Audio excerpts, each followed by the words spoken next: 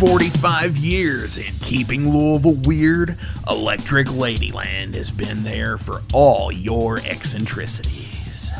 While they do offer the best smoking supplies out on the market today, there's a whole lot more to check out. From ashtrays and blacklight posters, to records, incense and burners, and items to stock your metaphysical supply. They're open from 10 to 10, 7 days a week, located at 2325 Bardstown Road in Louisville, Kentucky, and at electricladyland420.com. Roll out.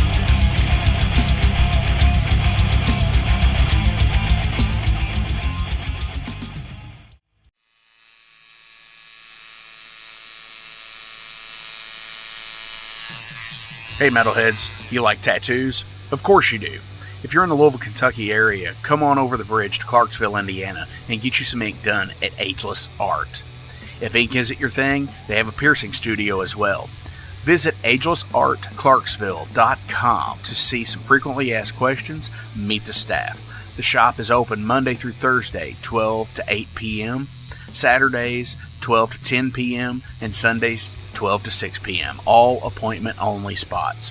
You can set up your appointments by phone at 812-283-1793 or email agelessarttattooandpiercing@gmail.com and someone will get you set up for your first or your next tattoo or piercing.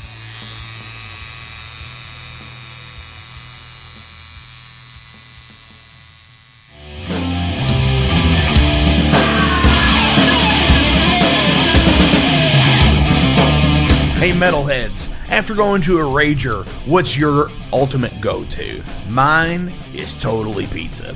So when Overload is playing, or I'm promoting the Metal Forge live showcases, or the big goddamn metal show, I go to Pizza Donisi.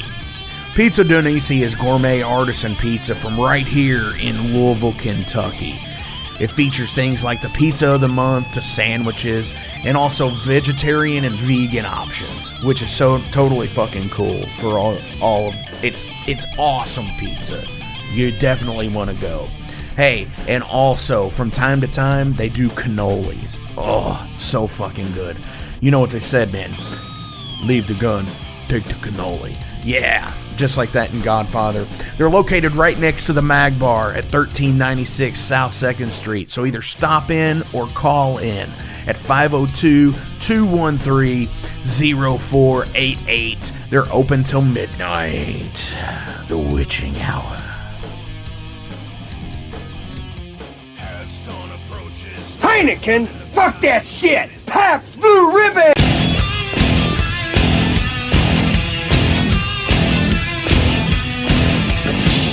Hey metalheads, you all hear me talk about Mag Bar all the time. It is the home to the Metal Forge live showcases and is an integral stop in the ultimate underground metal tour schedule. They obviously feature live music, but the Mag Bar also has daily specials like Pint and Slice Night on Tuesdays with Pizza Donisi. But they also do Bring Your Own Vinyl on Thursdays with DJ Kent Jackson, and Finer Things Sundays. Located right next to Pizza Donisi at 1398 South 2nd Street, open 3 p.m. to 4 a.m. 7 days a week. Get your asses out to the Mag Bar. Rock out.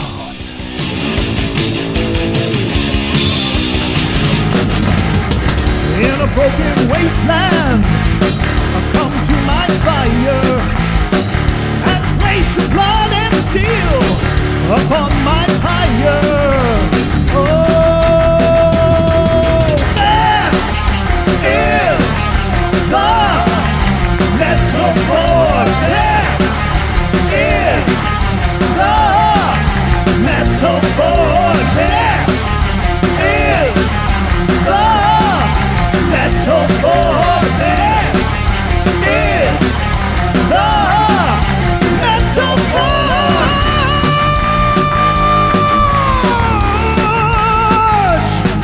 Metal Forge.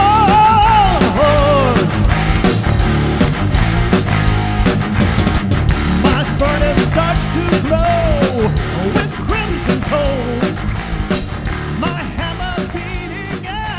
What's going on, metalheads? Thank you all for tuning into this week's episode of the Metal Forge. My name is Mark Jackson, and I am your host.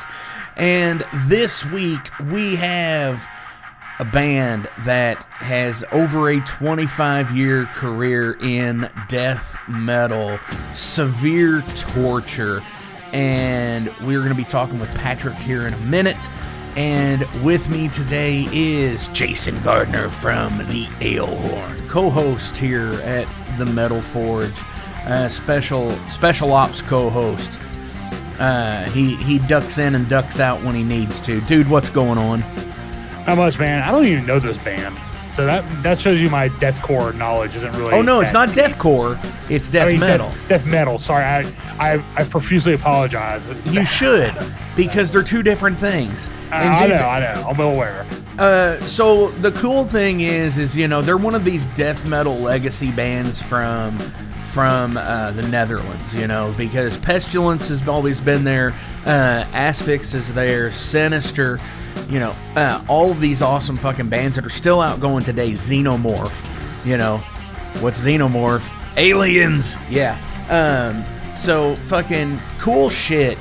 And honestly, I am not a big death metal fan. I can appreciate what it is and what it does, but the getting more into it would be awesome. So it kind of reminds me of something that, you know, I want to bring up and talk about, because if there is one of these, I've never seen it. And it is, say, I am a huge fan of documentary music things, not just necessarily live shows, and you know, but like say Flight 666 is the live performance, but it also shows the band on tour. Mm-hmm. That's what I wish I had something of with like more death metal stuff. But so I was gonna go through some of my cool things here. So I have this one. It's called Heavy Metal in Baghdad. Yeah, I remember renting that on Netflix when it was like mail DVDs. Holy shit, dude! When it was still like the original idea of like what like Redbox was. Yeah, it's just like the DVDs by mail and like, you know, the envelope. Wow. Like they send you to the envelope and you send it back in the same envelope. You just like fold the paper over and like pull the sticker off and send it back, and then do the next one. Yeah, and I don't think a lot of people remember that. I was still trying to. I think we still had a couple of Blockbusters around here at the time, mm-hmm. And I did do the Redbox occasionally, but only from like the kiosk. I never cared about the whole fucking like mailing me the disc type shit. Well, Netflix did the mail the disc. Redbox was the kiosk. Okay, they weren't the same. Yeah, that's true. They weren't. Similar branding with the red, I think. The red and the black. Well, red sticks out amongst the green and black top pavement. Yeah, for sure. Easier to spot. So this is actually a very interesting documentary, because it talks about all this band that's been out there, and I love shit like that. Obviously, you know, I got to go with the big heavy hitter. A year and a half in the life of Metallica, exclusively tape 1 or side 1, because that shows all of the recording process. Right. Side 2 shows all of the tour stuff, or the Grammy performance where they said they couldn't hear anything. Right. You know, which is awesome. I love stuff like that. How did that get in there? Is that porn? Oh, okay. St. Anger Session. That's the DVD that came with the deal. Obviously, the Lemmy. Why was it in there? Why don't you have it in the case? Because it's video content, and I separate video content from audio content in my shelving. So if it's because it's something I can go and pull and watch, I might do that actually. I might go watch that because it's garbage. Yeah. It is recorded horribly. But obviously, I have a slew of these awesome fucking Eagle, Eagle Entertainment fucking classic albums series. Yeah, I've seen the Black Sabbath one, the Maiden one, the Black Album. Yeah, I mean, I've got Mr. Mojo Rising, which is the Doors' LA Woman. Floyd's Dark Side of the Moon and Wish You Were Here, Bad Out of Hell, Paranoid, 2112 and Moving Pictures, Ace of Spades, British Steel, and I've got quite a few others in the other room. This is just what I grabbed off of one shelf. Right. But if death metal had something like that, because now I'm actually getting into the nitty-gritty of the two that I really wanted to discuss, and that is Murder in the Front Row.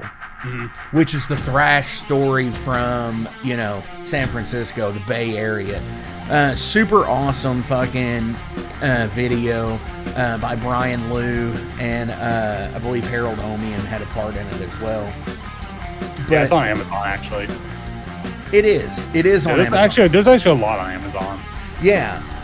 But the cool thing is I've got the cool edition with the art print and everything, and it actually has the fucking decal in here, and posters and shit.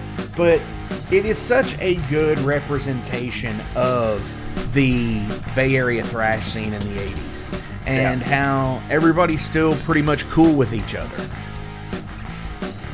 For the most part, Right.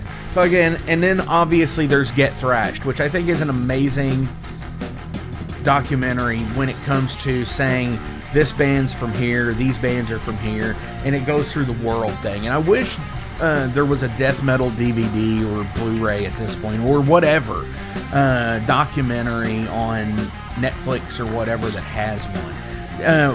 If you were to go through and look, what would you want? Like, if you could make a documentary, what would you make it with? Man, I don't know. It's like, I'm pretty satisfied on the documentaries I'm into, or wouldn't be into, because it's just Would you direct the Night Demon documentary? I would ask to be in it if they had one, because I do have stuff to show that's only I have. Nice. Some signed stuff and everything. Hell yeah. When I stayed at my house and stuff like that. Not saying I'm not giving them credit for their success, but I'm just saying I do have a couple things that only I have, and I do have a little bit of history in the early days and stuff. But no, directing it, probably not, because that's a lot of work. You have to go follow them around. You have to talk to other people. Probably the guy up in Ohio, the super fan who listened to the first album, set the record, who did the Nostradamus record. I think his name is Jim. You'd have to talk to that guy. So it's a lot. It would be expensive. I don't know what the return would be on it, per se, if you break even or not. Probably not. We'll say it was fully funded. Not right now. Maybe later on, if they ever were made or something, might be a different story. But yeah, but if it were a fully funded thing, say you didn't have you didn't have to worry about money involved, would you do it anyways? Okay, yeah. I mean, for that, I would at least help work on it. Hell yeah. Yeah. But I think the guy who does their podcast would actually be a pretty good candidate for that, because that dude's pretty thorough. He is. Yeah. Nesbitt? Yeah, I've been listening to the last few about dude, every week is such a chore. I can't do every week, but the Bruce Dickinson show one, and the one about the Blind Guardian tour were ones I really wanted to listen to, because those are pretty big deals. Sure. So yeah, that the guy's pretty thorough, man. He gets into the nitty gritty, man. Well, what's so cool about that podcast is obviously Friends of the Metal Forge with the Night Demon Heavy Metal podcast, that they are just, again, so thorough. They go, he goes through, and it's every episode is a deep dive episode. Yeah. And I mean, and they're what? In the hundreds right now, for sure. 200s, I think. Are they in the 200s now? Might be more now. They've been doing it for years. Maybe it's more. Right. I know they're behind the Metal Forge, but I don't know by how much. That's me being a bad fan, I guess, because I do the same thing of what you do, because producing a podcast. Because you know how it is. Producing a podcast is a very time-consuming effort, because you get in and you record on Tuesdays, you record on Wednesdays, you make shit happen as you can. And with those dudes being spread out all over the world at this point, whether they're overseas, fucking as they're on tour, they're still recording content for the episode. Right. And what's so cool about it is that, like, they could be recording content for 2 or 12 episodes in the future. Because you never know. And they're pretty fucking current. Yeah, there was a time where they did a lot of older stuff, deep dive older stuff, but now they're pretty fucking current on their episodes of what's going on with Night Demon. 207. Yeah. 207, yeah. And still going fucking strong every Friday also. That's like the 1-2 power punch of fucking metal podcasts is the Metal Forge and the Night Demon Heavy Metal Podcast on Fridays. Oh, and then my video game podcast is also on Friday. So yeah, Friday's pretty stacked for me. I have to like rotate. Or dude, my Monday is pretty good. If I have to like if I'm on like a job like in the middle of the week, then that's when I catch up on like last week was the Night Demon Heavy Metal Podcast and then your podcast. Sure. So I was behind, so I caught up on some of those and so with Black there's a Tusk, podcast James is the May. fucking life, man. Just being a fan is like I have no time, It's like when you have to listen, there are no interruptions, and like you can't do it when you're watching the kids. You can't do it when shit's going on at home. No, not at You can't all. really do it when you're mowing the yard because you just can't hear. So it's like when I do work, like in like for instance, like put together stuff for people in their garage, perfect time. I can just hit play. Do you give a fuck when like shit like that happens where I cuss and I'm be like, what the fuck is going the fuck on, blah, blah, blah, in the middle of a show? Are you I don't have like, earbuds in, it doesn't matter. okay, so you're not letting it just play out in the fucking speaker like on the fucking. If I know nobody's gonna be home, I will, and that happens a lot too. But if I'm working around people that are home, I'll put my earbuds in. Yeah. Right. Yeah, I remember used to doing that when I worked around fucking people in their houses and shit too. I be respectful of people because you don't know what their beliefs are and stuff. Sure. Also, it's like the thing where like I know everyone makes fun of it, but like when people turn the radio down when they're looking for someone's house, Yes. everyone, it's always the joke like, why is it going to help you find a place better? It's like, no, it's the fact that my company truck is driving through here and it's quiet. So that means if someone wants to hire me, they know I'm not a fucking asshole just blasting music out the damn door, windows, disturbing like a nice peaceful day. But you That's are, what though. that's all about. It's called respect, not just helping you find a house because the volume's lower. Right. I don't turn the volume down. I don't turn the volume down when I come home. But like when I go to neighborhoods that I work in, yeah, of course I do. Totally. No, I get that. We all do that, and that's the whole thing. Because it's like, I don't know. It's almost like what Carlin did, the Carlin skit, where you get out of your car and you know it's at a reasonable volume, but you go out the next day and the radio is this goddamn, like that shit. I love that, and so yeah, I turn down the volume too. Even if I'm by myself, I do it. And I always remember being a kid going like, "Why are you turning the volume down?" Yeah. Yeah, I know it's a big joke about people who do that are fucking weirdos and shit, but it's not even what they think.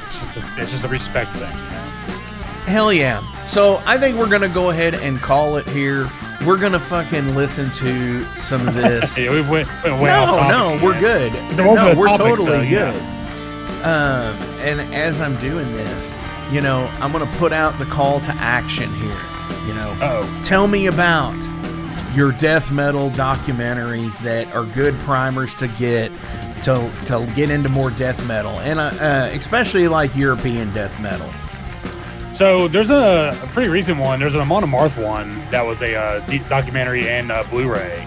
That's pretty good if you're like into like Amon Amarth. I have that one. Actually, I own it, but Micah has it, and I have no idea where the fuck it is. So he has possession of it right now, but it's mine. He also has my Big Four box set, which was a DVD of each performance and live CDs, and a book and a documentary.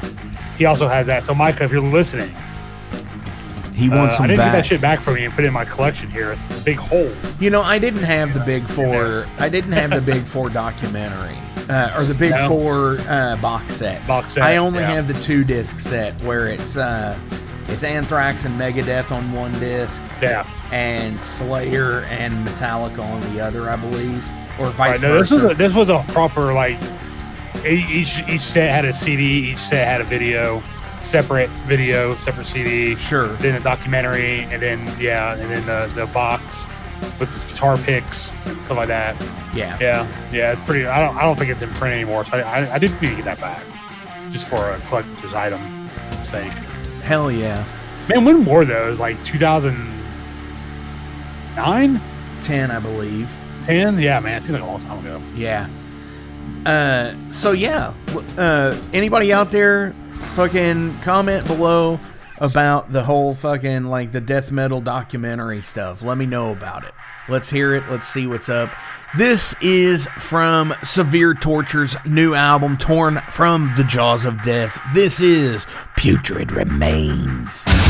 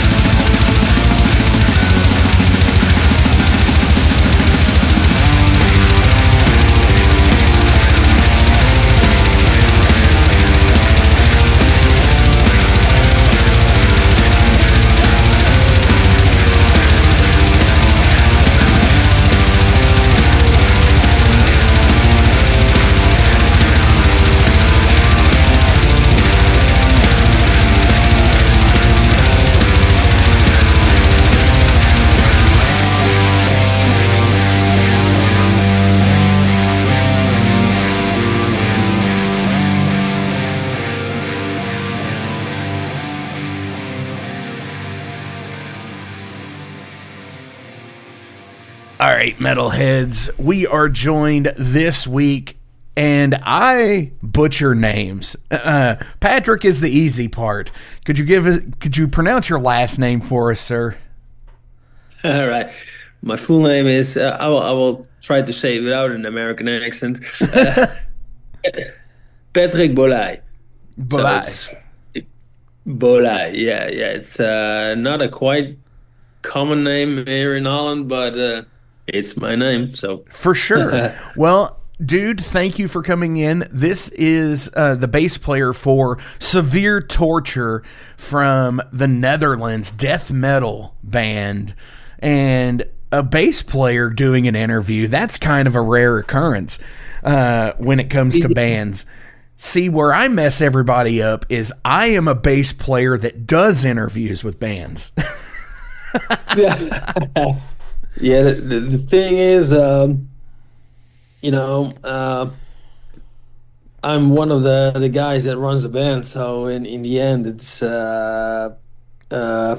almost logically, but maybe not for the outsiders, for me to do the interviews. For sure. I used to hate to do interviews actually, but I don't know. This album cycle, I said, let's go. So and I actually enjoyed to do it. So well, yeah, because sometimes it does matter, what you have to say out there, and where you had just said that you were one of the members of the band that are running the band. That's awesome, because hey, anytime a bass player can get more of a job than doot is great for me. So no, of course I kid, because there's so many more. Yeah. Go ahead. Sorry. No, go ahead. Yeah, we can do more than only look pretty on stage. So we can. Exactly. But no, the interesting thing is I think the rhythm section obviously always gets the hard jokes brought at them. The drummers and the bass players are always getting the jokes here. So. Yeah. Tell us about, well, first of all, before we get into that, dude, how are you today? You doing all right? I'm doing fine. I have 4 days off. It's Ascension Day, and here in Holland we celebrate like a holiday. And celebrating is a big word, but we get a day off, and so most of the companies take the Friday as extra day off. So I'm not at my house at the moment. I'm somewhere in another place in Holland, just taking some time off together with my wife. So it's nice. So you're having a bit of holiday here in May when we're recording this.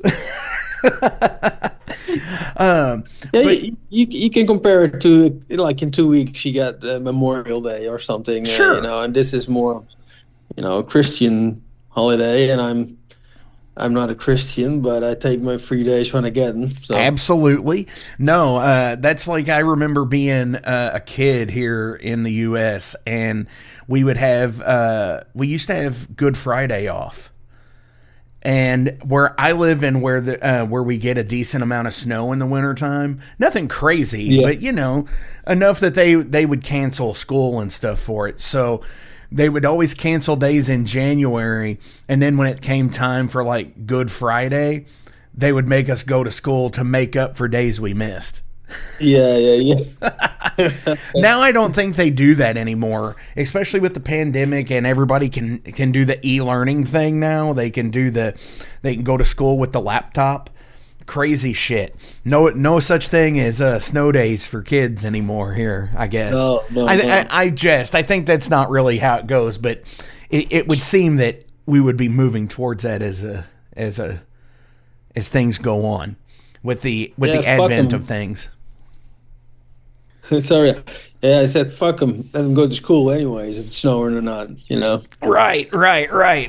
Yeah, build character. Okay, so you all are in Holland in death metal. How is death metal in Holland? Do you all have a good death metal scene? Well, I'm old. At least I think I'm old. I'm 46 at the moment, so I don't go to shows like every week. But Pestilence is still around. Godly Throne is still around. Sinister is still around. Asphyx is still around. So a big part of the old death metal scene in Holland is actually still playing, and Hell yeah. and there's still young kids coming up. I think that's very nice to see, because I was a little bit afraid about the future of the Dutch death metal scene, but it's it could be better, but It always could. it's good. Yeah, it could always be better. We could all be selling out every show we play, and having record labels give us money that they don't have to make back. It could always be better. But I don't look for that to happen anytime soon with the record labels. So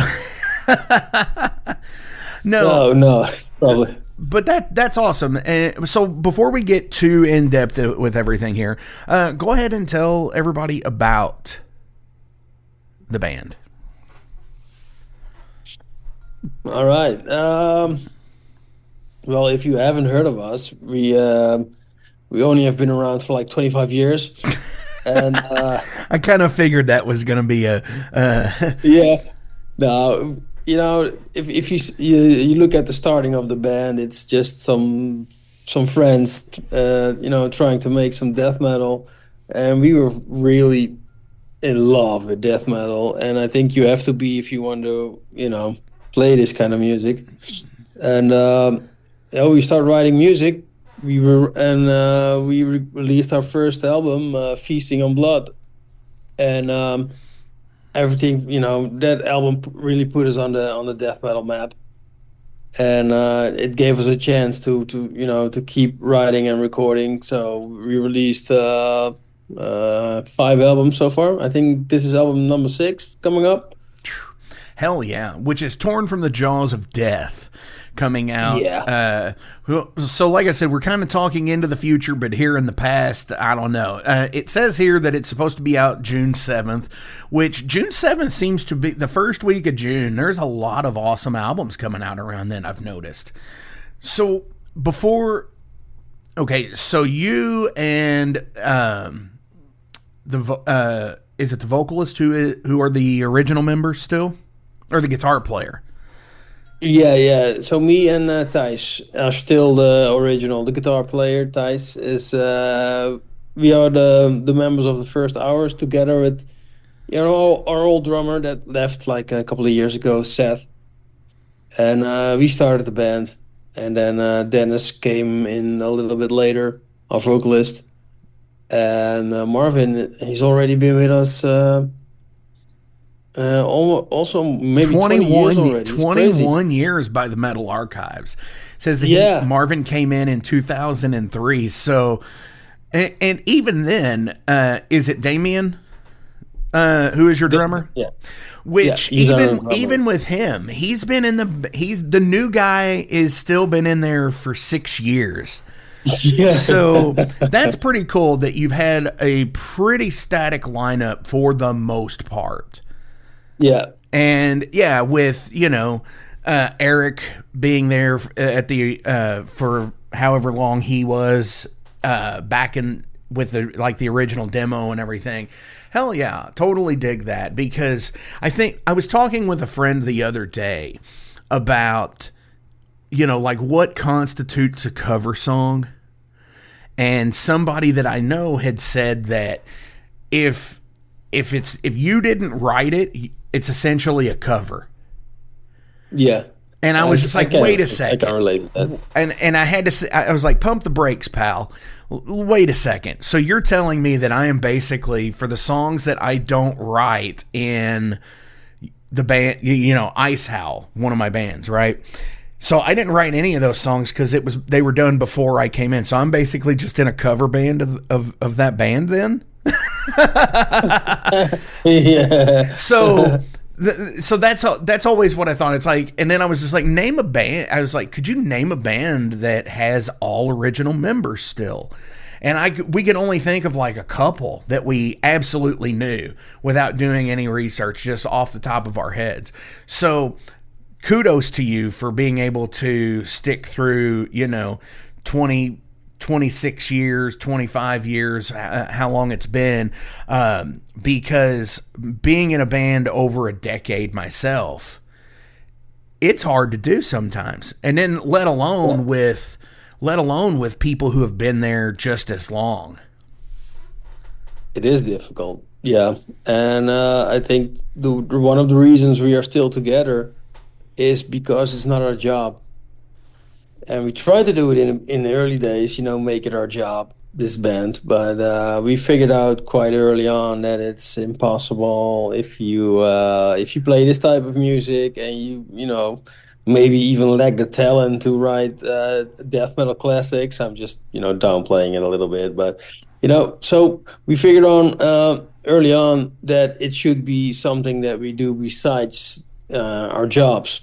Sure. And I think that's saved the band actually. So even in with that in mind, like 6-7 years ago, 8 years ago, we put a stop to the band. Not officially, but we were just kind of bummed out. Sure. All of us, working and trying to get the band, keep the band running, writing new music, and but it's tough. But we don't see each other that much, and so we like hanging out together, and we like the music we play, and we don't have to do this. It's a hobby for us, and I think we are very lucky that we are able to do it like this on this level. It's not something that's given to you. It is work. Part luck, maybe even a little bit, talent. I don't know, but we are lucky. I'm pretty sure about that. So. Definitely, and I'm assuming the time frame you're talking about is around the time the compilation came out, From Blood to Carnage. Is that when you all kind of went on the hiatus a little bit? I don't know. I can't remember exactly when that came out, because I think that the Blood and Carnage is the first two albums pressed together. Sure. Or released together, one format. Yeah, and that's what it's looking like here. 2016. And I'm seeing that said in 2011. Oh no, it was 2016 that we Okay. we just did Maryland Death Fest in 2016, and that was the last show that we did with our original drummer. And we just it felt like dragging a dead horse, and we needed to quit a little bit because we were not. We didn't have any inspiration for new music, and we've been playing the same songs already in 2016 for like 6 years. It was the last time in 2010 released Slaughtered, so we've been playing the same songs for 16 years if you want to count back to the first record. So we needed something fresh, and it didn't work, and so Seth decided to leave, and luckily we found Damiën, and that really gave us a little bit fire in the band again. So, and it was not that Seth was not giving the fire, but just exciting new times. Because that is the thing. I mean, playing with new people sparks a different side of that creativity. Because, like I said, being in a band that's contained the same members for, pretty much 16 years at that point, maybe the sacrifice of Seth leaving the band was that Damiën could come in and refire it. And I mean, and I'm sure there's always chances of like old school sets here and there, because that's a big thing on those festivals these days. You see like Doro playing a Warlock only set, or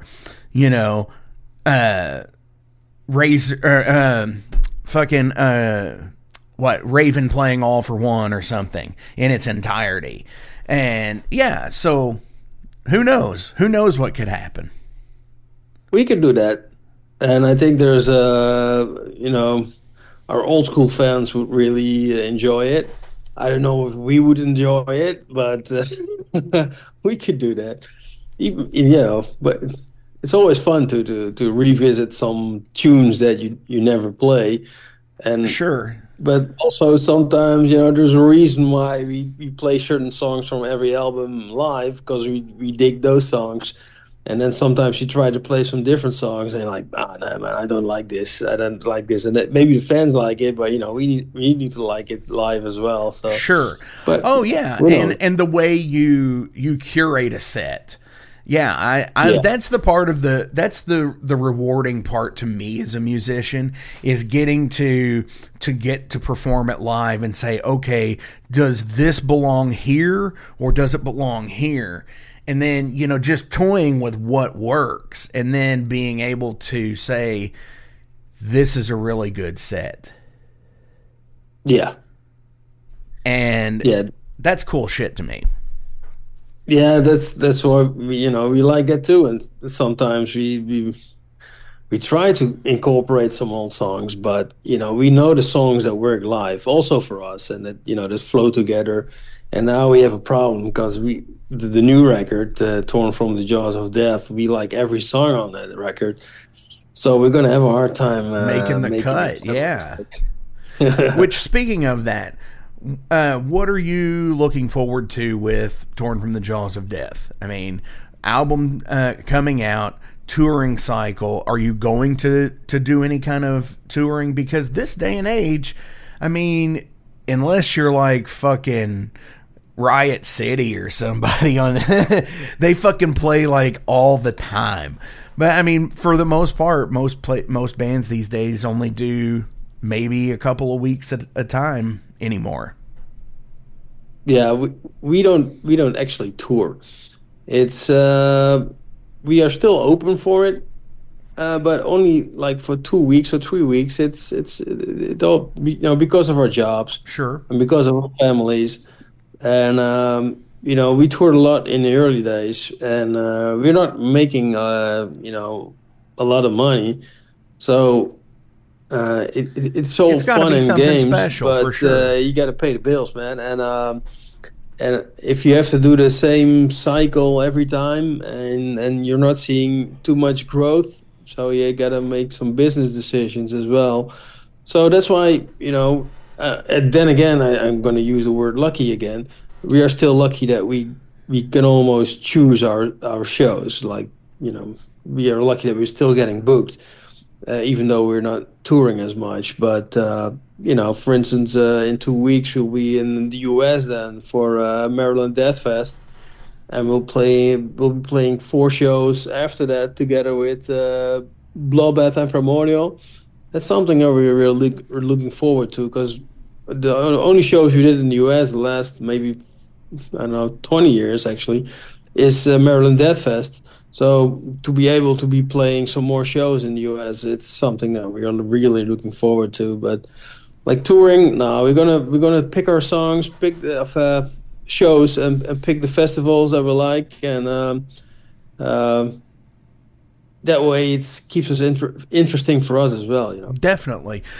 So with playing Maryland Death Fest, of course, the lineage is crazy fucking bands have ever played, and they have so many bands that play over the fucking. I thought that last year when they did Hell in the Harbor there, which was right up the street from it, I seriously thought that they were going to. It was just going to be a way that they could ease 2 big death metal fests into like a full week of death metal. Like, because it was like they were congruent weeks last year, which would have been last year before MDF said that they were taking 2023 off and then put out the list of bands for this year. But anyway, what I'm saying is, so when you do shows like that, like a Maryland Death Fest, were you all just like an in and out kind of thing, or did you actually kind of roll it into a vacation to where you could kind of sightsee a little bit? That's the sightseeing is a huge part in our playing shows outside of Holland. So Maryland Death Fest, we always try to either visit the whole festival or stay for like 2-3 days, and then try to visit some cities in the neighborhood of Maryland. Like the last time we went to Washington, we're going to do it this time as well, because we didn't have enough time last time.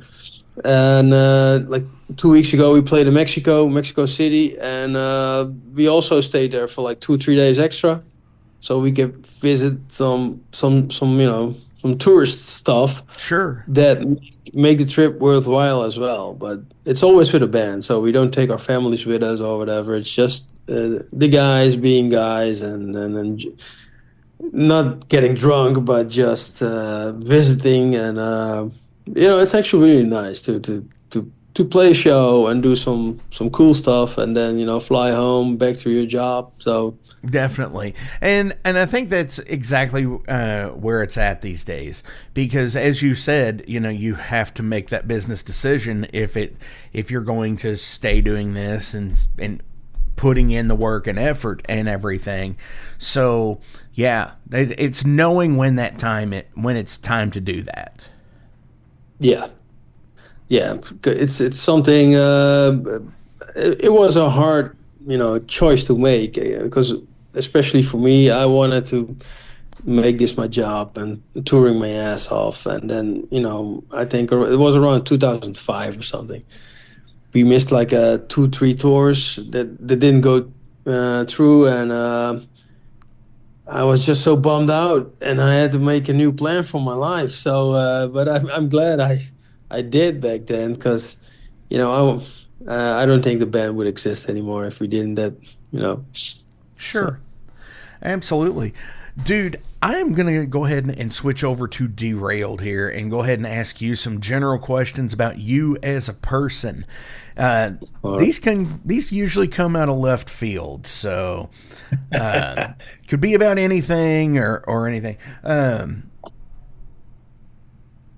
How do you think the invention of the television drastically changed people's lives? Yeah, I'm the wrong person to ask, man, because it fucked my life.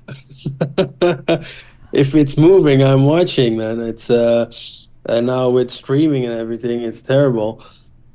That is a thing that I think's happened with the commercials. Sorry? Commercials in particular, they're a lot louder than the show that you're watching, it seems like. Oh, yeah, that's why I'm streaming as much as possible. But I when I was young, my parents really had to kick my ass to go to bed, because I was watching television too much. I enjoyed it too much, and when I was young, there was nothing to watch, but I watched it anyway. So I think it was good, the invention of television. For we can debate about spreading news if it's sure, but it was a nice way to bring the news to the people. Of course, you had the newspapers and whatever, but it was a nice way to entertain the people. And it entertains me a lot. So sometimes I wish I don't have a television downstairs where I live. I only have one in a bedroom at the moment. As I figured, if I don't have a television anymore, I'm going to do more stuff. Sure. Be more. But no, I just take my laptop and watch them. Right. Watch some bullshit. So yeah, and with phones now, we have our TV on our phone now. It's insane. I mean, as we're doing this interview, video interview with everything, and yeah, it has changed everything. The way we intake, just media life, whether it be on all these little screens that we watch day in, day out, or I think that's the other thing, we interact less with each other in person, and more like this, either in a video call or something else. It's it has its benefits, of course, because otherwise I like to do the interviews like this, because when we back in the day, yeah, you couldn't see each other's expressions. But we used to do it by telephone, and then you could not see the other person, and I like the interaction, just looking at the person that I'm talking to. So it's good, but like you said, the live interaction between people, it's less and less, Oh, and sure. then, It's like because you have the Fenris meme. It's like where he's on the phone and says, "Hello, are you having a good Friday?" That's exactly what we're talking about. So here we are back relating to the TV again, a meme. Yeah. What is something that everyone looks stupid doing? There's a couple of things. Taking a shit, for instance, but Yeah, I would say so. yeah, let's keep it nice and clean. But I don't know. What does look stupid? I know, you have those memes as well. The stupid run you make when you're opening the door for someone, or if someone is holding the door for you. That stupid little run you make to catch the door. And, where you stuff to like catch the door. Yes, Yeah. Everyone look. It's like because it's like you feel like you're inconveniencing somebody's time. Yes, and so you're just like, oh, hurry, fuck. Yeah. And then thank you. Shit like that. Yeah. And it's just like, one thank you will suffice. Or I appreciate that. When you travel, do you ever try to see locations where shows or movies were filmed? We don't go out of our way, but if it's easy to reach or to get to, then for sure.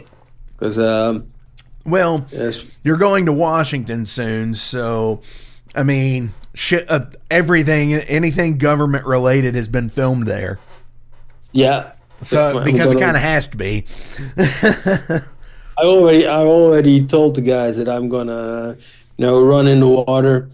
And then scream, forest. Shit! They will tase your ass in the reflection pond. Oh my gosh, that's insane. That's something I've always wanted to do. But when I get to the moment of actually doing it, I never like to plan shit like that. Because it's too structured, and if I don't get to a certain place by a certain time, I get off the schedule. I get upset at myself, like I wasted my time somehow. Oh, okay, yeah. That neurodivergent shit. And the thing about it is like, I would love to see, like, where the Dunsmuir Mansion is in Northern California, where A View to a Kill, James Bond was filmed there. Phantasm was filmed in there. And, just cool little shit like that. But, but it's cool I was part of a group on Facebook where we did that, where they would show pictures of then and now for cool shit. Does utilizing your time properly make our lives meaningful and happy? I don't know. For some people, yeah. For me, no. It doesn't work that way. We have. I don't know if you ever heard the Dutch word niksen. No. And it means absolutely doing nothing. And you're not planning about doing nothing, but just doing nothing, just sitting or walking or whatever, but just doing nothing. It totally relaxes you. And sometimes it feels like wasting your time, but you cannot, all the hours that you're awake, you cannot use them, fully in doing stuff. Maybe some people can, but I don't know. I don't try to put my days as full as possible to have the idea that my life is complete or whatever. I just roll with it. Sure. And yeah, that would be lazy here. It would be our Yeah, something. like that would be like English for it, I guess. And Yeah, where lazy, you just sit lazy can sound a little bit negative, like Sure. you're lazy, but it's just doing nothing. It's yeah. But then on the positive side, doing nothing, and it's okay to do nothing. It's okay to just sit and relax, and collect your you know, thoughts and be one with whatever your surroundings are. yeah, Absolutely, I dig that 100%. That's one of the things as I've gotten older, because you said you were 46 and I just turned 41. So as I've gotten older, I've kind of come to that realism as well, where it's just like trying to just be on that level with everybody. yeah. Of course, when I was younger, I had my FOMO, fear of missing out, especially metal shows. I had to be everywhere, and so I've visited so many metal shows, and I wanted to know everybody and go to every festival or whatever. And then at a certain point, I was like, yeah, why? So it's okay. I've done my part. I've seen it. So Definitely. What would you like your grandchildren to say about you? yeah. Yeah, I don't even wonder about it because I don't have kids, Okay. and I'm not planning on having kids. Luckily, my wife thinks the same. So we are. Sure. My bloodline ends with me. So I get that, brother. I totally get that. Yeah. I am. let somebody else's kids ruin this world further. Not mine. So Yeah, for sure. I totally get that. And yeah, I think, there's a lot of this split generation we're in that feel that same way. yeah. Because I have a ton of friends who are just like, yep, I'm not the parent type. I'm like, I get you. I think I would be a great parent, but I just don't feel it. That's but I don't see the and for some reason almost all my friends are the same. Two guys in the band have children, but the other three guys don't and don't want them. And but it's everybody has to do its thing. It's not that I hate children or whatever, but no, not for me. No, I totally get it. And my band Overload's the same way. We're a 3-piece and none of us have kids, and yeah, totally get it. But I have one more question. As always, links are listed below, so please give a like, a share, and a follow. Go buy merch. Go see these guys when they play. It's very rare, very limited. You might have to travel to do it because they're traveling to do it. Patrick, do you have any shout outs or anything else you'd like to promote today? Well, of course, we're doing this interview because of our upcoming record, Torn from the Jaws of Death. Out June 7th, the same day as Bon Jovi is releasing their record. So make sure you buy ours. So we're going to get a higher scoring than Bon Jovi. Fuck yeah. Like for real. Fucking take that fucker down a peg. And well, for all our US listeners, actually it's too late because you told me it's going to air after our show. That's fine. I mean, they could still go buy it. Yeah. Well, they have to make sure that they buy our album, even if they can, they buy some merch, but especially the album because we worked our asses off, and I think it's an amazing album. And I don't say that a lot about my own music, but I really like this album. And when you go get this album, make sure you buy our EP that we released 2 years ago, Fisting the Sockets. It's an awesome EP. And but you have to decide yourself, and a real good way to decide yourself is just buy it. And if you don't like it, resell it or give it away to someone, but make sure you buy it. Fuck's sake, yes. because that's what it's all about. It's all about the fucking music and about, supporting, everybody's project. Metal is fucking metal is metal, and it's fucking rad as shit to be able to talk to, you all the way overseas, and I'm in the Midwest of the United States. I'm in Louisville, Kentucky, and and just fucking spend an awesome fucking Thursday night one week just bullshitting about new fucking death metal. Yeah, I think that's awesome, and that's awesome about this scene. It's a niche, but that way news travels around, especially these days. So if there's a good band, everybody will be talking about. But just talking with death metal heads, it's always, or metal heads, it's always it's always cool. I like the atmosphere, and it's because cool you don't. Like, there's not that thing where you might have to talk to a Metal Sucks or or somebody like that. And if that ever happens, you're being real, but it's almost like a different real. It's like, because it is the TMZ of metal news, fucking is what they are, and fucking I totally get that. So it's like just shop talk here. Yeah. Yeah, I love it. Yeah.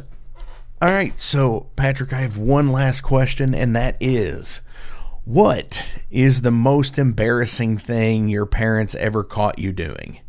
Excluding, any physical stuff like that.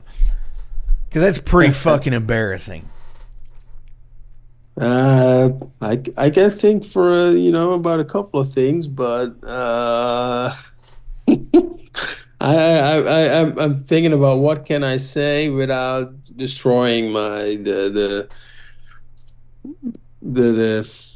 I don't know, destroying my legacy now. It's probably going to be one of those things we all look stupid doing. Yeah, for sure. I can tell you a couple of stories about me waking up drunk at the couch when I was still living with my parents and the shit I said or done. But, no, I'm not going to repeat them. I will tell them to you when I see you maybe one time. But for now, this stays on the internet forever. So, no. Exactly right. I dig that. All right. Perfect answer, non-answer. I totally get that. That's awesome. Because, I think we all have a drinking story about with our parents too. Yeah, and that they witnessed it a couple of times too much, and then they said, "Patrick, it's time to leave the house, my man." So I left. I went. I rented a place together with our guitarist Thijs, and that was a good move. So actually, something good came from all that stuff. So hell yeah, man. Dude, thank you so much. This has been an awesome conversation. I've enjoyed it. Fucking hell yeah. I hope to be able to make a show in the future when I do see you all coming through somewhere. All right. Or when I am traveling somewhere, because I know in the next year or so, I'm trying to get overseas to do whatever. So. All right. Awesome. I'll keep an eye out on that. So hell yeah. So on our way out today from Torn from the Jaws of Death, what do you want to play from it?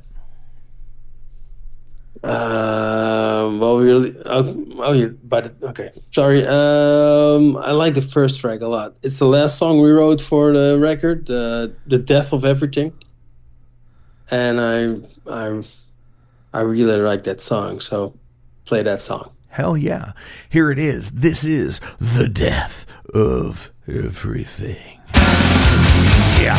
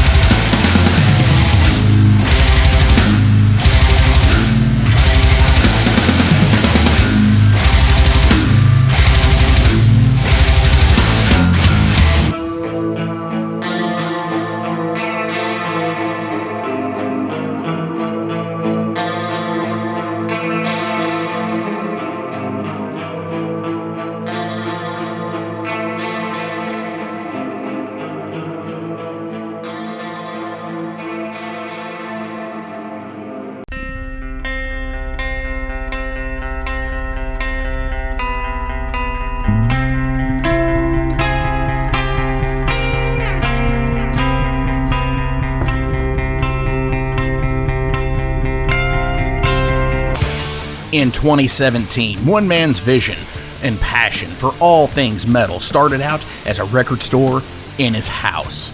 Years later, the fight against a mainstream empire continues as Shade Beast. An independent metal collective and online store based in Athens, Georgia, is the world's premier heavy metal brand for music heads that value authenticity over the mainstream acceptance. Featuring original t-shirts from some of the best underground artists, as well as stickers, posters from the Shade Beast Presents concert series. Unique, one-of-a-kind collectibles and small curated selection of vinyl and cassettes from the masters old and new. Visit shadebeast.com and enter promo code SithLord for free domestic shipping on your first order, whether you're a new customer or returning. And be sure to join the Shade Beast social groups on Facebook and the interwebs to keep up with the new release announcements and talk all things metal and Star Wars. You'll never find a more wretched hive of scum and filth.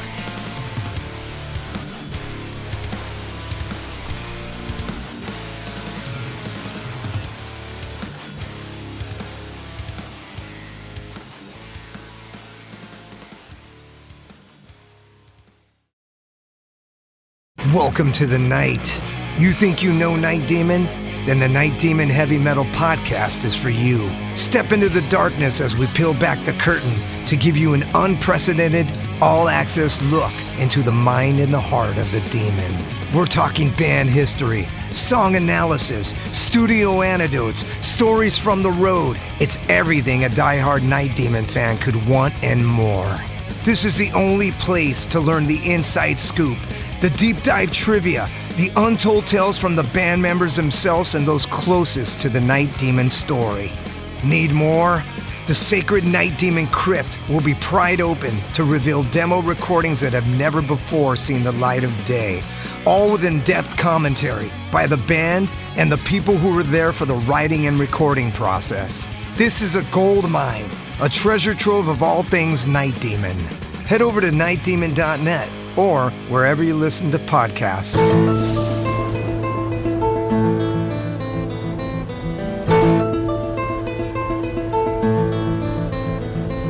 Since 2013, there has been a calling from the underground, from the graves of all those unholy, and they decided to make a zine to talk about all of this. Soul Grinder Zine! An independent metal zine to keep you informed on all things metal and horror from the underground. Available in both print and digital formats, they're bringing you the best interviews and reviews out there today. Not only do they do the zine, but they also do compilation CDs. Check them out at facebook.com/soulgrinder.zine and start your subscription now.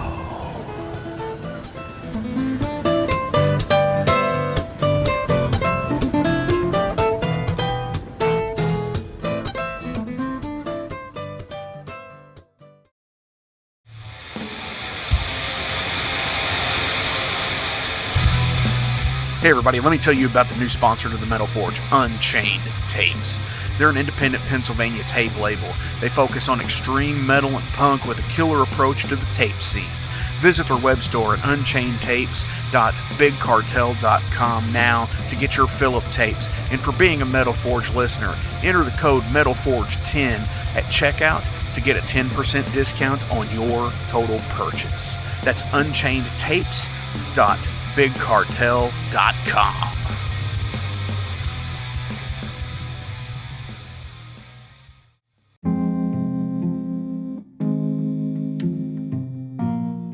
What's up, Metal Forge fans? This is Alan Bishop, the alchemist of Indiana's Black Forest and head distiller at Spirits of French Lick.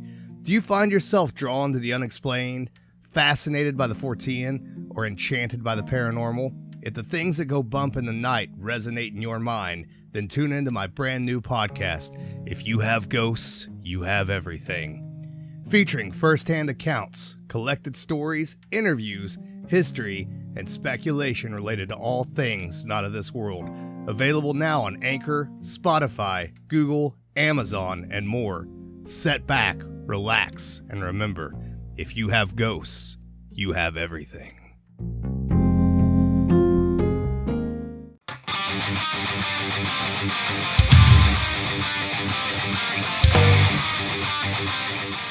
Hey, let me tell you guys about Mercenary Press. They're an independent London label and distributor of all things metal. Mercenary Press delivers the goods from their own independent zine. Trust me, you're going to want to get in on that. To distributing various bands from all over the world, including Cramp from Spain and Sadistic Force from Texas. Visit mercenarypress.bigcartel.com to find out what all they have in stock and what you can order.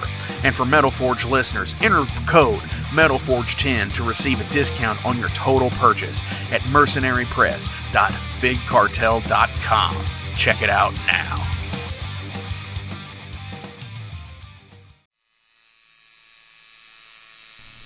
Hey Metalheads, it's with great pleasure I get to tell you guys about a new sponsor to the Metal Forge, Ageless Art, New Albany.